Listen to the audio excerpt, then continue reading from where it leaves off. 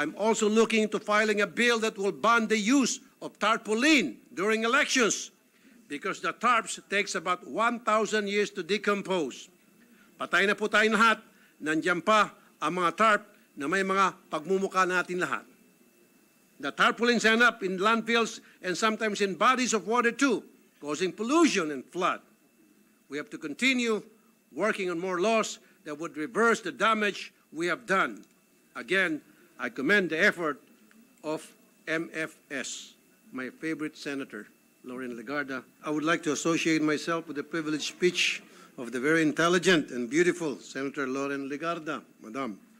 If anyone can testify to the effects of climate change, it is us Filipinos. Last year when Typhoon Carding hit the Philippines, it gave new meaning to rapid intensification when it blew up from a tropical storm with 50 miles per hour winds to a Category 5 monster with 155 miles per hour the next day. Signal number 5 po. Nung kabataan ko po, signal number 3, dilubyo na yon. At kung sasabihin mo na may signal number 5, malamang end of the world na po yun mga panahon na yon. Every year, we're bearing the brunt of climate change. It is clear that climate change increases the upper limit on typhoon strength and rain rate. That is also raises the average sea level and storm surge. Every year, the damage is exponentially increased by the wind speed. Storm surges, landslides, and floods have claimed lives, destroyed livelihood, halted business operations, and damaged utility infrastructures. Unfortunately, parang nasasanay na lang po tayo na taon-taon ay nasasalanta tayo ng bagyo at libu-libong buhay ang naapektuhan at bilyon ang halaga ng nawawala sa kagamitan at negosyo natin lahat. We should not get used to this. We should not rely on our people's resilience. Instead, we have to enact measures that could reverse or temper climate change. I am full support of all climate change policies that could recover an environment for our future generation. As chairman of the Committee on Energy, it is my priority to provide policies that would launch the use of sustainable sources of energy or clean energy. I filed a zero food waste bill that would address food waste that contributes to climate change, since food left in landfills release methane, a powerful greenhouse gas 25 times stronger than carbon dioxide. Methane gas lingers for 12 years and traps heat from the sun. Our irresponsible use of food products has an adverse impact on the physical and land itself.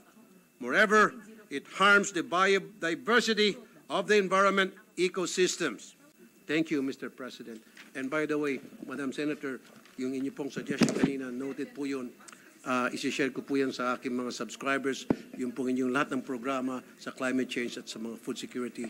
I will always be at your service. Just let me know and I'll be there for you. Salamat po, Mr. Maraming President. salamat. Isa lang po hihingiling ko. Yes, ma'am. Sa dami-daming gusto nating gawin, kung ang 25 million followers mo sa YouTube ay sundin lang niya ang RA 9003, Okay. Ecological Solid Waste Management Law, na ngayon nag-celebrate tayo ng Zero Waste Month dahil 22 years na yung batas sa paghihiwalay ng basura sa nabubulok at hindi nabubulok, ay ang laking utang na loob ko at makakatulong talaga sa maraming mahihirap sa atin.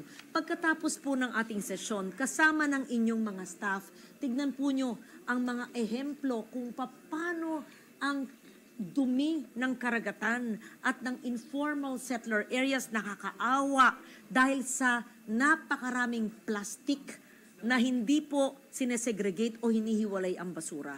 Kaya sa dami po ng ating pinag-usapan, maski yun na lang ang ecological solid waste management, ang paghiwalay ng basura sa nabubulok, hindi nabubulok, ang laking bagay kung ma-impluensya nyo, maudyok nyo ang inyong 25 million YouTube. Dahil ako hanggang ngayon wala pa pong YouTube. Makiki-YouTube na lang ako sa inyo.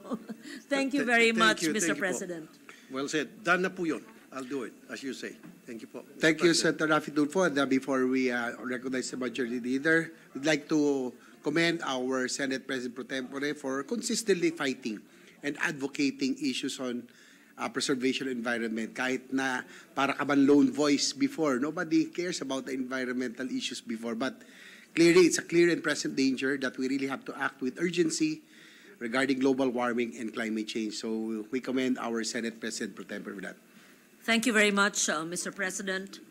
Majority Presiding Leader. Officer, Majority Yes, Mr. Leader. President. Mr. President, I'd like to associate myself to the privileged speech delivered by our Senate President Pro Tempore, Senator Loren Legarda, and would like to put on record, Mr. President, that during the recent annual meeting at Davos, it was highlighted that 3.6 billion people worldwide are dangerously exposed and vulnerable to the impacts of climate change. Countries do not have equal footing in terms of the impacts that will be felt, but no country and no economy is immune from the climate crisis. And so we thank the distinguished lady, our Senate President Pro Tempore, Senator Loren Legarda, for being consistent and being contagious as well, Mr. President, because ever since I joined this August chamber, I'm being influenced by our Senate President Pro Tempore. Kanina, Mr. President, I made mention about the Biennale, Mr. President. I was asked to go there. I was in Milan. I was pulled by our good friend, Senator Legarda, to go to Biennale and then come back to Milan, Italy, Mr. President. And she's not aware that it will take all of my day, Mr. President, that day. But I wouldn't mind, and I'm so happy that I was part of it. Mr. President, I also would like to put on record that last Congress, we filed a bill requiring companies to have a clear plan on the disposal and recycling of beverage containers. And this bill was eventually integrated into this extended Producers Responsibility Act, or Republic Act number 11898. Thank you to our dear colleagues headed by Senator Cynthia Villar. And this Congress, Mr. President, we continue to advocate for the Extractive Industries Transparency Initiative Act, or EITI. The Department of Finance already throw in their wholehearted support on this particular measure, because this will be Freedom of Information Act for the extractive industries, Mr. President. And we are glad to note that no less than Senator Legarda was very influential in this representation's advocacies to push for these measures, including the Single-Use Plastics Regulation and Management Act, SBN number 246, which this representation co-authored. So again, Mr. President, we would like to thank our dear colleague, Senator Legarda, for this privileged speech, and we are in full support of her advocacy in ensuring that we will have a better Philippines.